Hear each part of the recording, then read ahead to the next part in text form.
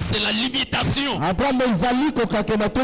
a la prophétie, mais il n'est pas au large. Mais le père d'Isaac, lui a la prophétie, mais Dieu l'a mis au large. Pourquoi? Parce qu'il avait reçu les 3 personnes en Dieu qui représentent une seule père, qui lui a dit, Abraham, on ne t'appellera pas encore Abraham, mais toi, on t'appellera Abraham. Ce qui veut dire père de multitudes. Ce matin, je me tiens de cette chair. Je me tiens du haut de cette chair.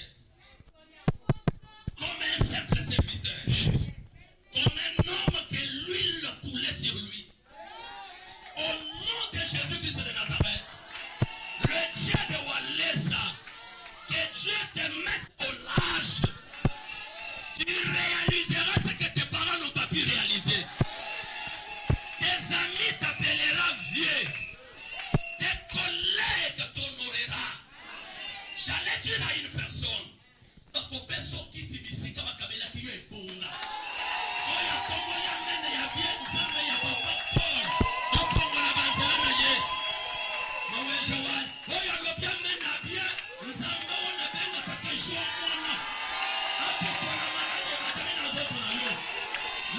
Dieu te mettra au large, ce que tes parents n'ont pas pu réaliser, tu le verras sur toi. Si seulement si l'Éternel est vivant, ce matin, Christ est au rendez-vous. Ce matin, je te parle, je te walesa. Alléluia. Nzamba yabana seres. Nzamba yabana la puissance de la foi. Qu'il vous fasse des choses terribles. Je crois à un Dieu vivant, un Dieu qui parle, un Dieu qui dit des choses et des choses s'accomplissent.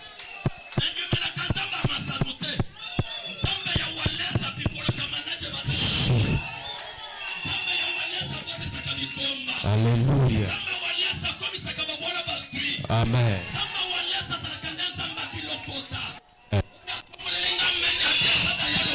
Jésus, gloire au Seigneur. Celui qui a dit mon amen, là où il est arrivé au bout, que le Dieu de Paul Mvula entre dans tes combats. Je dis que Dieu entre dans tes combats. La tombe de l'olokola zaliawa a kokomi sabiso minene. Isaac a telemi pour la kokende Égypte. Nzambe a mimoni sepa inaye. Na linga katangu papa pola yobisanga nzambe ya tata nanga molimo. Mulingi ya koyeba wana ekomema yo musika. Nazo bondela nzambe. Boyoka ni ya nzambe ya tata na yo. Nzambe ya papa na biso. Asimba yo. Acha yoka loboko. Abanda komatisa yo komema yo kotombola na nzambe ya walesa. Akende kochimba yo pona ngai. Abanda kaka komata na yo. Oya kolobela pona yo mabe. Nzambe abimisela ye mopanga. Mutu nyuso akotelema. Seko abimisela ye mopanga. Tango na zoloba.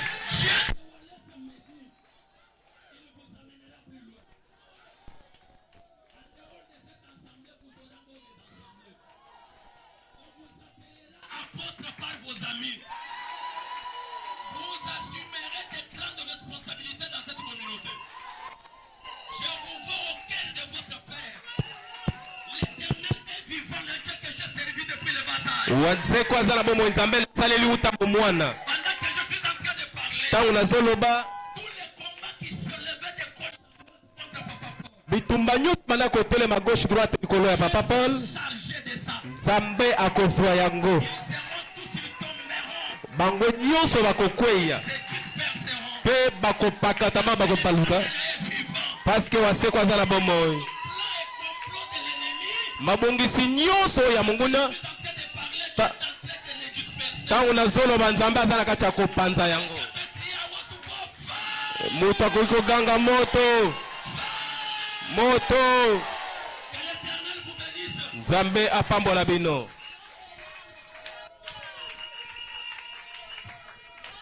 Quelqu'un peut dire après moi, vive la Rehoboth. Lorsque tu déclares vive la Rehoboth, je vois l'Éternel qui te met au large. Dieu dit à Isaac, si ton père avait descendu en Égypte, non, mais toi, tu ne descends pas en Égypte. Donc tu dois démontrer ta maturité. Malgré la famine, malgré des situations, mais toi, reste là. Vous savez quoi? Il y a même des jeunes gens dont leurs femmes, amen, l'avaient rejeté juste parce qu'ils n'avaient pas de moyens. Kujubantu balekele kujubaka jubabon bora kama funa moyen. Ezala bato yo babwaki sa yepa basi na bango parce que bazana eloko. Nzambe ya bilokota. Kasi nzambe ya semba bilokota. Chitubi manshabe la kuja. Oyo babwaka kabache na fulu. Nzambe wa. Ka nzambe nanga. Mema mvwanga nyi mvwa mukuwa mwimansha kujala. Ngai nazalaki nanyo nazalaki lokola muko babwaka kina fulu. Mufu ba mwimansha kujala. Nazalaki mukuwa babwaka kina fulu. Shada yoju wangula. Nzambe alokoti. Osukula. Alusokoli yango. Ohesha moi. Apesi yango bomoi. Ohesha vale. Apesi yango mutuya. Ngakula ho. Tanazolo bawa. Tabamena. Oya koloba mena. Nzambe ya papa Paul. Nzambe ya papa Paul. Amwangula kujala. Alokota ye na fulu. Oshamai. Achia mai. Amuvuisha nyumushinga. Akomisa ye mutu wa valeur. Tabiamena obina. Oya koloba mena wana. Nyoso wana ikomela ye. C'est lui qui a dit amen, ce que je viens de déclarer, saute les voisins, mais retombe sur lui. Oh, il y a le bien amen, oh, il a outre déclaré, bima et pas na voisin, quoi, il y a le colon na ye. Jésus. Na kombo na yesu. So change one même. Oh, il y a sokola kabana bi baba na bitike. Mai lo amina miota. Oh, il y a mai wapi tomela kata to na posa. Buta hamfuko. Oh, il y a makasi oh, il lekela nyoso. Bwana bunui na boko to babeje. Ezalikisi oh, yo bato bokolo bamelaka. Ashada iwani udubuwe wangani. Oh, ya zalokola yo na ishadai. Tetu bambu isele. Babiso oyo. Muchi sanse. Na Kishasa awa. Bagatangele bambani kala bagana chanana. Batalaki balobi asala kaka te papa baboyi. Kunza nsuki ni tumona wako sel. Yo okokoma na suki ya rouge tokomona na ya kosunga yo. Mwana muchi sanse bataba selava. Omoni na Kishasa babala kava. Ukashi ya kukasai kujibwa kuselanga ne kumshika mtakata ukaloka handa mesu ni nyako chi. Otiki kana kasai kuna okobala na pri ya muke. Oye osomoli miso na ya kobala na Kishasa zela okomona. Oui, nakalala kuchetanda. Nikaenda kolala na église. Nakalala kuchetanda. Nalala kina église. Kaje mwana mulaji wa kuchetanda. Kati mwana oyo abandaki kolala na église. Mwana mulaji wa kuchetanda. Mwana oyo abandaki kolala na église wana. Lelo wabandaye. Lelo yo. Mwana kwenda kule bantu baloke bachakucha. Epai na yende bato bazoya koluka eloko akolia. Bato bazoya koluka ya kolia epai na ye. Nzambe oyo asokolaka bana bitike. Tatendo abana bansi. Papa ya bana bitike. Nanye oyo akokaki koyeba ka. Tika ete na mboka oyo. Nzambe alembi nanu te. Bisika bato baloba ete esili mpo na ye. Sika nayebisa yo nanu esili te. Nzambe ya walesa alokotaka oyo babwaka. Mutuchi wa mujimba azalaka oyo abetaka mbunda babengi na monoko ya mboka mujimba. Nzambe wangu ka nzamba lola uvamu intercesseur nazalaki kaka moto ya losambo. Nzambe no bamoneo Nzambe oyo bomoni amuchifubi mashaka kaka oyo babwaka wana eloko oyo ezalaki na motuya te. Nze oyo Nzambe alokota apesi motuya. Isaac eloko ya motuya eza ya kotala lolenge na yo te na kera kasi koyoka Nzambe. Esengeli oyoka Nzambe okotalisa ebulubula na yo ya lisolo na yo. Ezali oyo bato balobi te po ete koloba ya bato balobaka membe ezalaka na suka kobika Rehoboth ata bokoli na yo kobanda mpe kokoma solo ya sika ya bomoi na yo eloko liboso reste à l'écoute de Dieu. tikala na koyoka oyo nzambe azoloba. Isaac a écouté Dieu. Isaac ayoki nzambe. Isaac a obéi Dieu. atosi oyo nzambe alobi. Il a cru andimi de rester à Kérar. atikala wana na Kérar. Malgré la méchanceté des bergers de Kérar. ata kokanza ya babateli bibwele ya Kérar. Mais lui, kasi ye il a écouté Dieu. ayoki nzambe. Il dit, ils sont méchants. bazali na kanda kasi A dit nzambe ayebisi que je nga reste ici. natikala awa. Zambia mukwambili ni shala. soki nzambe ayebiso tikala awa Somba kumakasa kwa papa Paul. tikala na makolo ya papa Paul. Malgré ça que tu as comme connaissance. ata oyo nyonso oza nango lokola boyebi Obéis à la voix de Dieu. tosa wana.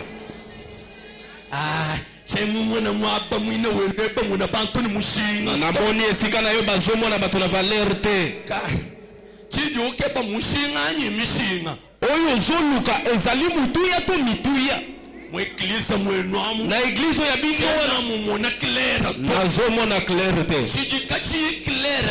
oyo eza claire te nde nini. ezali claire man ou bien claire live. olobi toke kolukela yo na boutique opakola. awa toza claire. awa toyokaka nzambe. awa totosaka nzambe. Si Paul Mvula est Paul Mvula aujourd'hui, soki Paul Mvula azali Paul Mvula lelo, il avait écouté Dieu. poeta ayokaki nzambe. Il avait écouté Dieu. ayokaki nzambe. Oh, c'est un homme courageux. aza mutu oyo ya courage. Il devrait même aller à Runda. elingaki meme akende ata Runda. Il devrait aller gauche droite. akende gauche droite osala nyonso. Mais Dieu l'a dit. kasi nzambe ayebisi.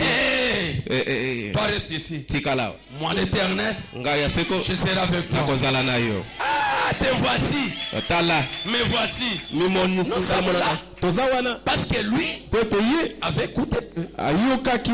Isaac était Dieu. Isaac ayoki Il nzambe. a obéi à la voix de Dieu. atosi na maloba na nzambe. Et Dieu l'a béni. mpe nzambe apamboli Ma ye. petite Bible me dira, biblia ekoyebisa ngai Isaac sema cette année-là Isaac alonaki na mbula et wana il récolta au centuple. mpe aboki nkama na nkama ya Le biloko. troisième point eloko ya misatu de la personne qui est appelée à vivre la révolte, ya moto oyo abengami kobika bomo ya il Rehoboth doit être un semeur. esengeli azala moloni. Parce que la Bible me dit, parce que biblia eyebisi nga Amen, sème ta semence le matin, lona milona na yo na tongo au midi, na kati ya ne moi laissez pas le soir de ne pas semer. kotika te na pokwa mpe po oboya Parce que tu kolona. ne sais pas quel type de semence que tu récolteras. oyebi te lolenge nini ya bakona oyo koya kobuka. Tu veux devenir puissant, olingi okoma moto ya nguya. tu veux influencer ta génération, olingi ete ekeko na ye mo na tu yo. veux vivre la révolte de ta vie. olingi obika Rehoboth bomoi na yo. Sois un semeur.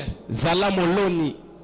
Babu mfanye zambi wana. eske oyoki Même ta prière de ce matin, ata losamolo ya tongo ya lelo c'est aussi une semence. ezali mpe milona. Boye mumpe shamen. soki oyebisi nga mpe Isamile je bajalelo. losamolo ya tongo ya lelo Oji ya chana na to. ekoleka na boye te. Oui, muntu wa Nzambe wakatangila ana. moto na nzambe atalaki ane Umwambile ni weni mukwache. ayebisi yo langwe. Yenye alo mteje. ana alobi moto na nzambe Mudi mumona byanyemo. ntango omoni ngai awa Chena mmonyi byanyemo yako kwache kapo bwana. namoni nayebi ndenge balangwaka te. Même kasi ngai ndeni mputa kumoyo wa muntu. naza na pota na motema Mutahika. nazoki Njimilie. nazali moto oyo bazotyola Mushinga. natyolami naza lisusu na valeur te. Janu mbwela mpatuka. soki nakoti boye na bini Banda wanyu untangile. oyo aza mbanda na ngai atalinga Ojamu nungu. azali kaka wana na Alikuwa koloba kulata bila ambanyi. akakaka mpona kolata. Imita hatoka mpa. Difficulté jani dikaji sije wa musamba. pasi na ngai ekomi suze ya mafinga na macholi. Haji utubulanu mukana. ntango azotobola kaka monoko Wambili muntu wa Nzambe. alobeli moto na nzambe. Lomu tejela moto na rekarda. nzambe atali ye. Si yale me dire ça va. olingaki oyebisa nga wana yambo Comme tu viens de me le dire. lokola outi koyebisa nga siko ngai Comme un oint de Dieu. lokola mopakolami ya Je te nzambe l'ai dit. nazoyebisa yo À cette même époque, kaka na ekeko il y oyo aura un fils. okozala na mwana. La prière est une semence. losambo ezali milona Trahisse jamais. milona oyo wapi ezangaka kobuka Tu te. veux vivre soit ta Rehoboth. okoki olingi obika Rehoboth na yo Sois un semeur. zala moloni Prie le matin. sambela na ntongo Prie le soir. sambela na pokwa Offre tes offrandes. pesa mabonza na yo. Amen. Amen. Est-ce que je peux dire quelque chose en passant? nalingi naloba eloko moko nakoleka Le Dieu de Walesa, nzambe ya walesa le Dieu de Papa Paul, nzambe ya papa Paul que je suis serviteur, oyo nazali mosali lui ne répond jamais aux inquiétudes. ye ayanolaka mitungisi te Dieu ne répond jamais aux inquiétudes. ayanolaka na mitungisi te Mais Dieu kasi nzambe répond ayanolaka aux prières. na balosambo. Samuel avait prié Samuel asambela pour Israël, mpo na Israel afin que l'Éternel na ntina ete éternel waseko la victoire sur ses ennemis. apesaki ye elonga likolo ya La Bible bangola na dit ye. Dieu l'avait exaucé. biblia elobi ete waseko ayanolaki ye.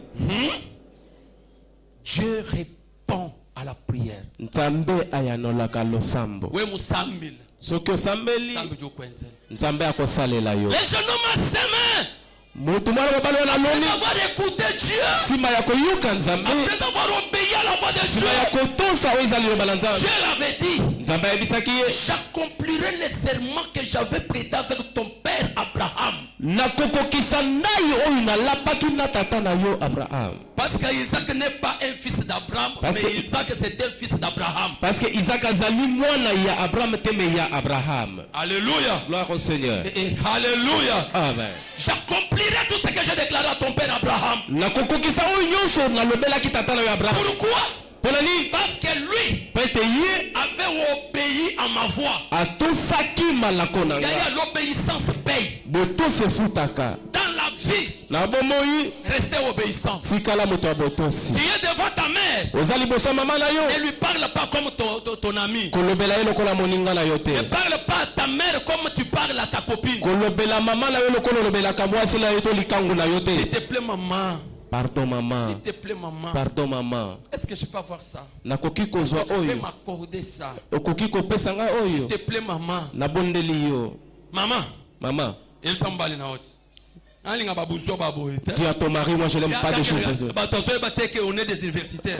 Ils ne savent pas que nous aussi, on est universitaires. Malheureux. Aux amours, toi, passe. De ce côté de la vie. Autant de classe, mais pour aller plus Tu bas. vas étudier, mais pour ne pas aller loin. Ton père n'a jamais été ton ami. Tata na yo atikala kozala moninga na yo S'il te. peut être ton ami, Soki akozala moninga na yo, dans une certaine contexte, ezali na balolenge moko boye. dont lui-même peut se rabaisser, Oyo ye moko kokomikitisa. s'approcher de toi. Apusali epai na yo. Oh mon ami, Mwana na ngai. comment est à l'école? Ndenge nini na Est-ce classe? que ça va? Ezotambola bien. Oh, je souhaite que l'Éternel soit avec toi. Nzambe azala na yo. Si ton père te touche comme ça, Soki tata na asimbi yo boye, toi aussi tu ne peux pas les toucher. yo mpe okoki kozongisa loboko te. Zambi wanya. Est-ce que babu on voit? Esi bato yango bazoyoka. C'est ça la maturité. Yango wana bokoli. Si lui te touche comme ça, Soki asimbi yo boye, toi tu descends. yo okiti. Oh mon père. Tata na nga. Musomba mungwasa. Ovandi na kiti. Siko père azoya. Na papa ye wana il est en train de venir. Bonjour père. Bote papa. Siko père aya pese mbote. Et puis on vient lui saluer. Yesu ko avandi. Lui assis, Asali boy. il tend la main. Père asolo na Et bote. il est en train de causer à côté. Kole shabibi. Bakolisa yo mabe. Mal éduqué. Ngabi nyana gasha. Na baby si makambo Je voulais terminer. Na lingina silisa. Je voulais terminer. Na lingina silisa. La vie de Rehoboth, Kobika robot. c'est une vie de principe. Ezali bomo ya bamalako na balolenge. Tu es sur cette terre. Ezali awa na Il mokili. y a des principes déjà établis. Ezali na bandenge ya kotambola Tu na es mokili. appelé à obéir. Obengami na kotosa yango. Ton aîné, c'est ton aîné. Yayen wakumpal. Yaya na bino liboso. Yajo mu manque respect. Udi ni dani banga ni banga banga manque. Yo ozo manke ya respect. Siko banani mususu bakopesa respect. C'est celui-ci qui est le coordonnateur de la communauté. Yende azali moto mo bateli pate ya communauté. Yeye mu mana kulu. Soki ateli ye aza ya kotelema. Yeye mu so mama tete mo sulba pasteur. Yo ovandi na kiti wana. Pasteur même kole shabi. Ozali pasteur mais mal éduqué. Aïe Yesu Kristo apambola yo. Nzambe, que Dieu te bénisse. Que le Dieu de Walesa vous bénisse. Puisse le Dieu de Walesa pambola bino. Il fera la vie de robot. Olingi obika bomo ya robot. Une vie d'épanouissement. Bomo oyo ya kofuluka. C'est le principe. Sikala na malako. J'ai dit la première. La lobi ya liboso. C'est l'écoute à la voix de Dieu. Valiboyo kililoba nzambe. Tu veux avancer. Olingi okende liboso. Écoute d'abord. Yoka nano. Tu veux t'engager. Olingi okota na likambo. Écoute d'abord. Yoka nano. Tu es dans un mariage. Ozala libala. Écoute. Yoka. Mais que le coup tu as agité toi. Tika bagitation. C'est lui qui est chef ou est chef. Moto oyo azali mokonzi atikali C'est mokonzi. l'aîné de la famille et l'aîné de la Oyo azali ya liboso na libota atikali ya liboso. Mon grand-père a laissé beaucoup de parcelles, il vient de décéder. Tata na ngai atiki mapango ebele auti okufa. Mon grand-père. Koko na ngai. Mais je suis le fils de son fils premier-né. Kasi nazali mwana ya mwana oyo abota ya liboso. Lorsqu'on fait des réunions, Tangu tozali na kati na kovanda na lisanga. papa leki badi bamba. Papa oyo ya mususu baloba. Celui-ci est notre fils. Oyo azali mwana na biso. En dehors qu'il est l'homme de Dieu, Sima ya kaza musali na nzambe. il représente son père, notre fils aîné. Azotlalisa elongi ya tata na yo azali mwana na biso ya liboso. Il y a quelqu'un qui va toucher l'argent. Soki ezala moto ya kosimba Et mbongo nos locataires, ya ba oyo baza balokataire na biso qu'il soit d'abord lui. ezala nanu ye. Mais moi, le plus petit, Kasi ngai nde mwana moke. mais le fils de leur frère aîné. Kasi mwana ya ndeko na bango ya liboso. Les droits d'aînesse existent. Oyo ezali lokola droit ya kobotama liboso ezali. Aller loin, respecte hiérarchie. Olingi okende musika tosaba oyo baza mikolo. Maintenir Chabikola na chez Paul vouloir côté le matin. Ngana te ya kamakasi ata Paul Vula il ne peut pas se tenir devant moi. Awa nzambe ya Paul vouloir. Ici c'est le Dieu de Paul Vula. Ni même tête bo kasa kwenda. Que ça soit toi et moi nous tous à ses pieds. Zambi kumubienza na ngwa ukichu mumanyi. Nzambe oyo asali yango bongo yende ayebi. Mula tenta nyoro keyi munda. Atondisami na lolendo na lufundu. Teiwana na monene tasote ya bien. Est-ce qu'il ne prêche même pas bien? Baba kwa shemene miguredi ba wi. So bapesi micro le kali boso okote ya yo. Ana bobi tegeta si. Omona ngo lokola ezamu kulipa nango ba. Kwa mwa assemblée sur moi kuma envier ali unyanza bya muntu mukwa. Okolula etumba boyo soki ezala maboko ya moto mosusu. Kwambile ni kuyisha ni kulombola nchitu chimwangani. Nani oyo ayebisi yo te kote ya nakokamba eza eloko moko. Seigneur one. Je connais des grands éducateurs. Nayebi batei minene. J'ai des relations avec des docteurs de la bonne nouvelle. Nayebi badokotolo ya liloba na nzambe.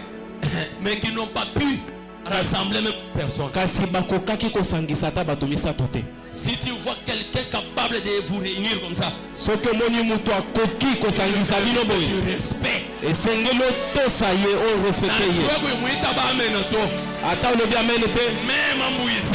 Ngai Celestin oyo na nzambe awalesa tolobi amene esika moko. Awa walesa yaka ti awa omonaka kendaka bisika nyonso. Awa ayaka ayaka aye lisusu aye pe lisusu eningi koloba ete likambo eza awa ata oboyi kondima ekolongola Paul Vula po ekomisa ye Paul Matabisi to Paul Nyene te ekotikala Paul Lumuma ekozala te akotikala kaka Paul Mvula.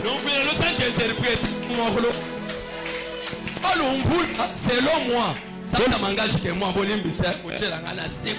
ça m'engage que etalinga boche danser. Dis à ton voisin, mais bala terre. Paul veut dire elingi koloba le mandataire de Dieu. Motinda miyanzambe. Mvula selon moi. Na ndenge nga na yebi. Selon moi. La lobby tchelanga na se. Mvula veut dire mbula. Mvula elingi koloba ete mvula. La pluie. Tchelanga na se. Bala terre. Maintenant. Nzambe kakumbusha Paul Mvula, comment vous Paul Lumumato. Akolongola Paul Mvula akomisi ye Paul elanga to londendete. Ah, londende, très bien. Très bien. Que Dieu vous bénisse. Amen. Azala londendete, azaka Mvula. Akotika la kaka Mvula. Bon, et quoi ça les a d'interprétation moussous? Ça peut avoir notre interprétation. Mais on a lobby, on a limboli selon moi. Mais ça j'ai expliqué selon ma manière. J'ai toujours dit à l'assemblée. Nalobela kaka na ingumba. Même chakumbuka char de vainqueur pour akulo charioto. Ngai na kolongwa char de vainqueur pona koma pusute. Moi on m'appellera toujours char. Bakobenga ngai kaka char kabelo. Je tiens mes deux plantes de pied. Bisika oyo wapi na chema tambe na ngama kolomia ale. Personne qui ouvre son cœur. Mutu nyonso ya kofungola motema na ye. Azana ya ye. Il a reçu pour lui. Même ce matin. Atala tonga lelo. Comme tu as ouvert ton cœur. Tu as fongoli motema na yo motema no chami awa liboso ko. Célébrer un miracle à ta faveur. Nazo pesa mikama la tete. Célébrer un miracle à ta faveur. Nazo tini ka bikama likolo na yo. Au nom de Jésus. Na kombo na Yesu. Si tu es malade. Soko baleko bela. Le Dieu de Paul Mvula. Zambe ya Paul Mvula. Enlève la maladie. Qui prévoit cette maladie là. Le Dieu de Walesa. Zambe ya Walesa. Le Dieu de Charles de Vainqueur. Zambe ya Charles de Vainqueur. Te guérisse ce matin. Abiki sona tonga lelo. Donne du boulot. Apeso musala. Au nom de Jésus. Na kombo na Yesu. J'ai regardé une dame la semaine passée. Nathalie mwasi moko poso leki. Il n'a pas de garantie. Il n'a pas de mots.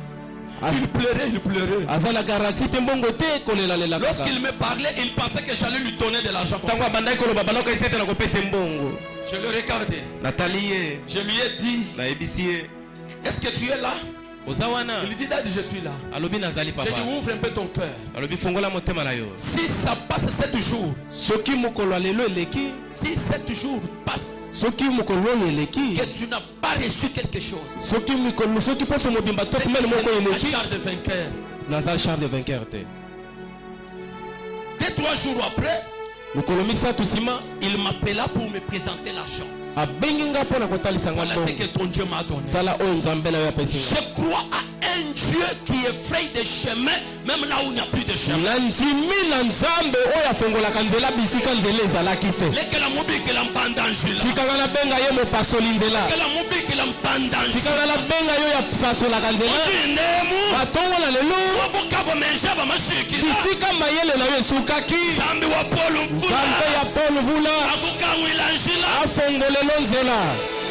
Comme il n'est pas Paul Londende, Azali Paul Londende, Azali Paul Mvula. Na tongo na lelo afongole nzela ajo ndo bandao tangu yoso mata mwana zambi ungusha bundu haweo na lobi nzambe kolongola sonye likolo na yo mwana mu 3 jours kumpa leo okomona mikolo misatu liboso awa niba kuswanisa bakoswanisa yo kutechi kufilaxeto yo kopesa nzela te ya muhu unjani bumu muntu mutataka fikala kinya lokola kizengi ani ngenda kula undi mona julu jenda di localiser malo malenga babalu bwe tangu lazolo bana moni lola kotalisa makamba malamu likolo na yo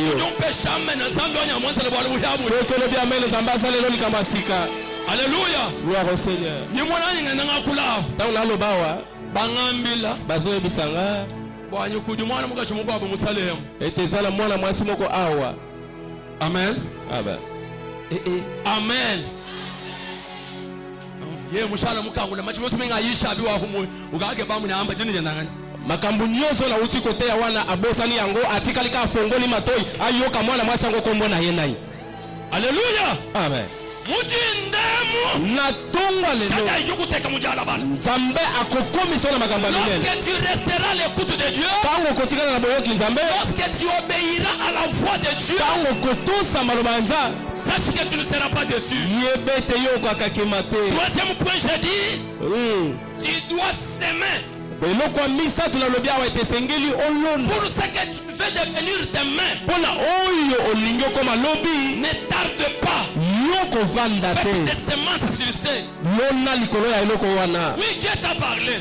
Nzambe alobeli yo ya solo. Que tu seras grand. Okozala monene. Dieu t'a parlé. Nzambe alobeli yo. Mais qu'est-ce que tu as fait? Mais nini yo sali? Dieu a dit à Isaac. Nzambe ayebisi Isaac. Je te donnerai toutes ces contrées. Nakopesa yo territoire nyonso. Mais toi, kasi yo, tu as fait Isaac. La Bible dit, Bible elobi Isaac pas croisé les bras parce que Dieu l'avait parlé. ye avandaki kimia te mpo nzambe alobelaki ye. Mais Isaac Kasi Isaac a ses mains ake kolona cette année-là. mbula wana Et c'est alors qu'il a récolté les centimes. nde abuki bakama na nkama ya Lorsqu'il biloko. a récolté aux centimes, Ntango abuki bongo il est devenu riche. akomi mozwi Et il est encore devenu plus riche. mpe akomi mpe mozwi koleka. Lorsqu'il est devenu plus riche, Ntango akomi mozwi koleka on l'a chassé. babengani ye Dans un pays dont l'éternel l'a dû reste ici. na mboka oyo wapi nzambe ayebisaki etikala awa. Yaya, avoir la prophétie de Dieu, kozwalisa kozala na lisakoli ya avoir nzambe un mariage de la volonté de Dieu kozwa libala oyo euti na nzambe n'exclut pas le compte. yango ebenganaka bitumba te. Eske oyoki nga? Avoir un homme que Dieu a destiné pour toi kozwa mobali oyo nzambe abongisaki mpo na yo n'exclut pas le compte. yango nde ekosala ete bitumba ezala te. Cette femme ici, je veux consulter Dieu. Le prophète m'avait dit que c'est une femme de ma destinée. Voilà maintenant, elle commence à me compliquer. Yaya. Mwasi oyo basakoli bayebisaki nga nakendaki kosambela mpe basakoli bayebisi nga aza mwasi oyo nzambe abongisaki mpo na yo. Tala lelo oyo makambo ezosimba Un te. homme ou une femme de la volonté de Dieu, c'est un être humain qui a le sang qui coule dans ses veines. Et toi, tu es là pour supporter ses faiblesses. Mutu oyo azali mobali to mwasi oyo nzambe abongiseli yo azali mutu na makila eza na kati na kotambola na misisa na yo yo vandi wana supporte mpe eza lokola mabunga na ye. Lorsque tu seras capable de supporter des faiblesses des autres, cela déterminera la maturité que tu auras dans tango kokoka kobanda kosupporte kobanda kotia na se mpo na mabe oyo bamosusu bazosala yo nde wana ekotalisa bokoli na yo liboso na nzambe. Azambelaka nzamba walesi. Je prie le Dieu de Walesa. Mais Kasi na sese na coin côté kuna basalaka échange côté batekaka côté basalaka malewa na coin haji batu ilangana ba pasteur ba vatiller en cachette là on est en train de vendre des bisouris lorsqu'il se raconte là le pasteur là des aventures. C'est immature. Mo Kristo ya kolite. Yenumi ki no monu mukwa mu ya ba pasteur. Masolo bino bomolaki na kwenda bino wana ezaka ya ba pasteur. Mais haji usama Kasi tsoko beli utugu tentekele byanza o kim pasteur. oya yaka ko imposer loboko aza pasteur te. Kibya kukosani kibya kukontinue. Yango nde ya kokata totoko baka nango. Nakata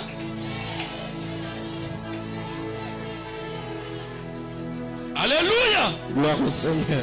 Na moni pe minute nanga ilingesil. Mes minutes arrivent déjà à la fin. Quatrième point. Eloko minei.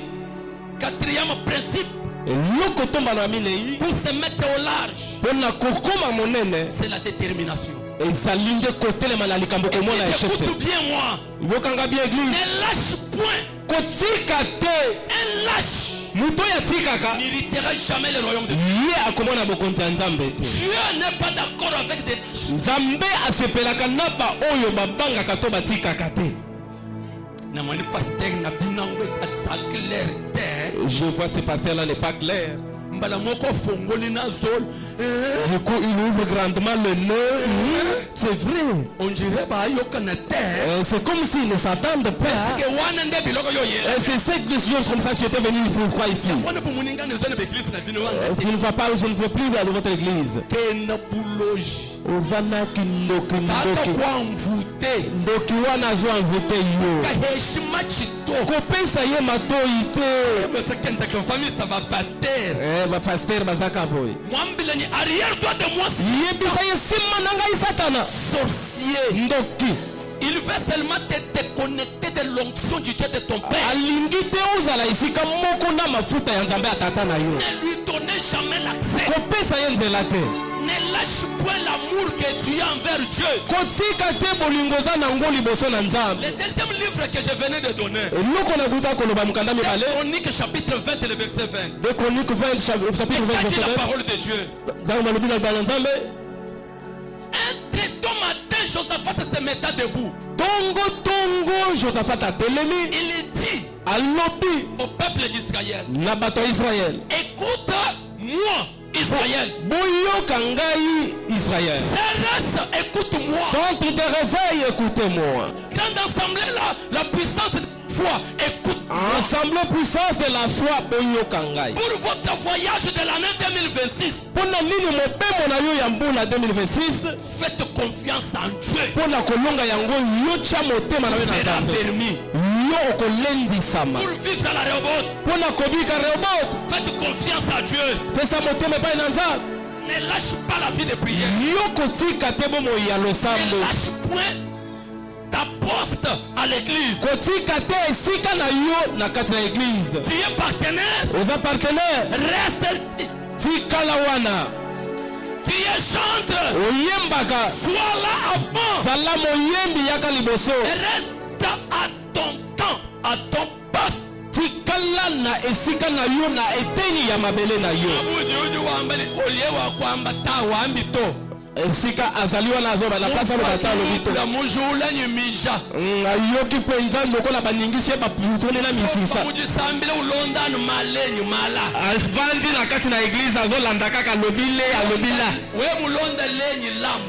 Soki olandi le na anglais ezalaka te. Ata Josué abeti yango ndenge abetika wana. Mais l'onction Kasi epakuwa avait localisé des choses. ekendaki kotalisa makambo. Est-ce que je peux dire quelque chose? Josué, par rapport à la science, na ndenge ya boyebi la makambo. terre qui tourne autour du soleil, Mabele ezonyingala le likolo soleil yango. ne bouge jamais. Moyi enyingalaka te. Mais quand cet homme de Dieu se tenait Ntango debout, moto na Nzambe wana atelemaki il dit soleil, alobi moi reste là Kabao, telema wana ne bouge pas koningala te jusqu'à ce que l'éternel nous accorde. kino ete wasekwa pesa biso elonga. Malgré le soleil ne bouge pas, Atako moi ezonyingala te. Dieu a compris Nzambe asosoli la tendance de l'onction. ke abandi kaka mpo na epakwa Il etambola a wana. seulement opéré. Asali Dieu n'est pas dans les là et là. Nzambe azali na le ela. Dieu est dans sa parole. Nzambe aza na liloba na ye. Dieu voit Nzambe azomona comment l'onction est libérée. lolenge nini epakwa ezosala. Ashata yuwani mema. Kwa wita biamene pinjewa. Oyo antimi amene sikoyo. Kwa wita biamene. Oyo kaka antimi amene kaka sikoyo. Kwa Paul mfula. Nzambe ya Paul Vula Amuntu ila chanza. asiela ngai loboko Enda ubandani. abanda komema ye komatambola na ye. 2026. Mpona mbula 2026 C'est tout un voyage ezali mobembo qui a 12 arrêts. oyo ezali na baarret 12. Janvier, Eza janvier, février, mars, avril, mai, juin, juillet, août, septembre, octobre, novembre et celui du décembre. et décembre. Ce sont les arrêts Ezali baarret de ce grand voyage. ya bamibembo tozala. Ça va te dire, Apôtre alobi pour ce grand voyage, mpona mobembo ya monene Juda et le peuple d'Israël, juda na bapeuple Israël, CRS et la puissance de la foi. centre de réveil et l'assemblée puissante de la foi. Écoutez à la voix de Dieu. Boyoka liloba na Nzambe. Écoutez la bouche autorisée de ce Boyoka muloko ezoloba na ntongo ya lelo. chant qui vous le dit. Olingi eloba ete Ce n'est pas moi qui. ezali ngai mutu naloba C'est te. Christ qui est en moi. Ezali nkolo kati na Il ngai. a une bonne nouvelle pour nous. Ye nde aza na sango malamu mpo na puissance de la Israel. Grâce à cet homme, bokende kotya motema elike pa lui moto. le prophète de Ye nde mosakoli ya esika oyo. pour ta réussite dans ce grand voyage. Mpo na kolonga na mobembo molai. Fais-lui confiance. Fais-le confiance. Amen. Dis-moi, oui, t'as pas amené. Moto moko akoloba mena wa te. Oui, mon tout le monde, on peut savoir quoi amener. On va me lancer la jambe. Ekozala na moto ya kopesa nga mene ya molai ezosila te. Je descends pour terminer. nazoluka mpo na kosilisa.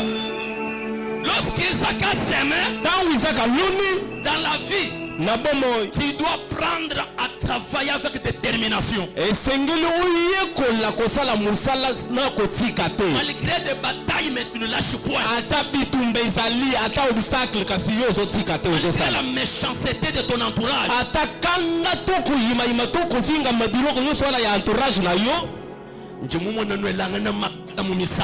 Namoni bozo tia na bakraka na banzembo bolingi te moninga yemba kaka bino. vocal Wana ngai nde baziste fo na yemba. Tala nde bopesi mutu ya soprano. Bapesi ye ka paske ndeko na ye. Peske mwana ya leki ya pasteur. Biloko ya boyi. Olingi olobi anatikeli bino beno banzembo wana. Mikolo ezoya te. Pe. mais Moi-même, ngai moi je peux lequel bintu bia moi. natikeli bango nano banzembo wana Je me lequel bintu bia moi. natikeli bango Bintu bia moi. biloko na bango Même nous lequel. natikeli bino Tout dit toza na bino un lâche moto ya tikaka ne peut pas aller plus loin. akoki kokende liboso Un te lâche moto ya ne tikaka peut pas vivre à la réobot. akokobika reoboto te Les loups du monde ensembler la puissance. lelo naza na assemblée la puissance Malabou du monde ensembler les genoux. lobi azali na assemblée mabolongo Jabobo du monde ensembler la main. mokolo wana kuna akokende na assemblée loboko Tu le vois ngani njomu les doigts. ona mikolo oyo nakomi na misapi Jingu bele wewa. nazopesa yo conseil Jingu bele wewa. nazopesa yo toli Tu veux vivre à la réobot. olingi obika reoboto Ne sois pas lâche. kotikaka te Reste à ton poste. tikala na esika na yo Travaille avec une détermination. sala mosala na détermination Même dans les domaines des affaires que tu veux. ata na makambo oyo ozosala Reste déterminé. tikala déterminé Même dans l'œuvre de Dieu. ata na mosala nzambe La tempête surviendra. mopepe ekoki koya Toi, kasi yo lorsque tu seras déterminé, ntango okozala déterminé tu dois le surmonter.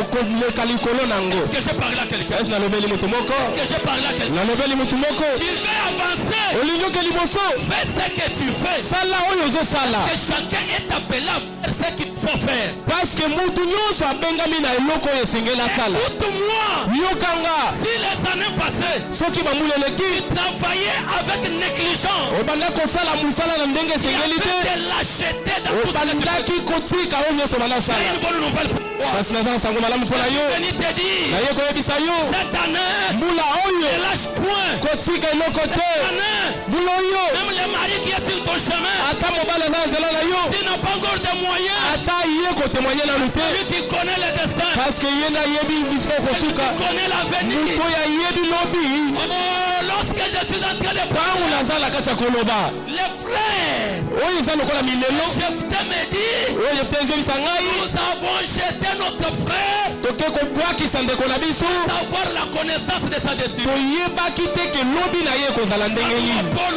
Mbula, nzambe ya paul vula Jukuto byanza mujinde, akolokota yo na tonga lelo Jukuto byanza mujinde. akotya yo maboko na tonga lelo Bafo bakulekela, bisika oyo babwakaki yo bate bangana neba. bango babanda oluka yo Bafo bakusomesha mubulaba, bisika batyaki yo na mabele kushila kangwa. bakoya kotikela yo kiti vanda Tabame nao, oyo alobi amen zambi cho shanshia. nzambe oyo asokolaka bana bisike Adwabine myota, nzambe oyo mai akomela ntango aposa hamfuku. nzambe oyo azalaka makasi ya koleka likolo na nyonso Bunu ina bukuju babeli. nzambe oyo abelaka lokola mabele miliki Kristo nzamba walesa. nzambe walesa jésus krist Mujinde, na ntongo na lelo mtu ila kokubya. asimbela ngai yo maboko atyela yo na maboko Neba. abanda kobanda na yo Le berger d'Isaac, le berger d'Isaac de votre frère Isaac faire un puits. na timoli libulu Mais le berger de Kéra, kasi babateli bibwele ya gerar les Kéréés, baye babandi koswalisa bango et ils ont dit, balobi ce puits, libulu on oyo l'appellera bakobenga yango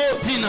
tina Et le deuxième, ya on mibale l'appellera bakobenga yango Sitna. sitna Oh, nzoka après avoir les Kéréés, nsima ya koswanisa bango on les raviait ce puits babandaki kobotola bango à mabulu vivre. ya mai ya komela Mais Isaac, kasi izaka comme il obéissait, lokola tosala liloba na nzambe au lieu de fuir, na esika kima il a resté là. atikali wana Il a persévéré. atikali na kokoba azokoba kaka Dans la vie, na bomoi apprenez à avancer.